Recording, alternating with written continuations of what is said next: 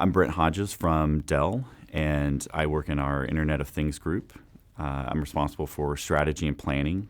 I work with industry consortia and help develop Dell's opinions on standards and consortia in the Internet of Things arena.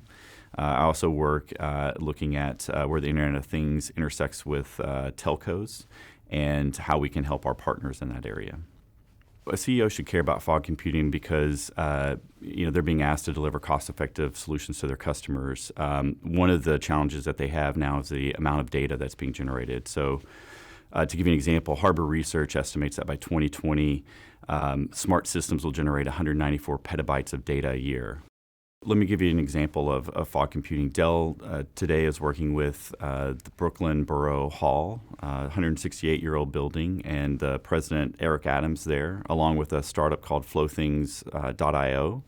And they're deploying fog technologies based on Dell's product set to help monitor energy. They're doing access control. They're also doing monitoring of handicap entrances to make sure that they're not blocked. So basically they're connecting sensors and data inputs to local fog computing resources to be able to give the building owner access to information in real time.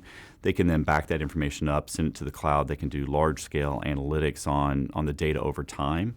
But by using these resources in real time, close to where the action is, they're able to process it, analyze it, and give important feedback to the building owner as they need it.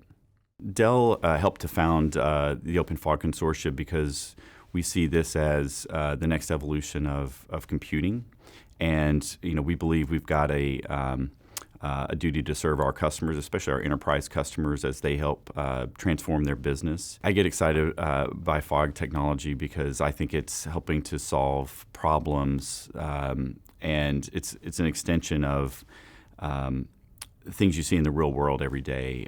In my background, I come from manufacturing background, also in energy and working with smart grid and utilities. And so over the last couple of decades, I've helped to connect lots of systems, lots of things, not necessarily people, to communication systems, to the internet, to IT systems. And what I see about fog computing is it's really establishing a standards architecture around these scenarios. It's also allowing us to bring more cost-effective solutions into the world and closer to things, and be able to analyze problems more accurately and more closer to the source. So we're able to build solutions that will benefit manufacturing, transportation, buildings, smart cities.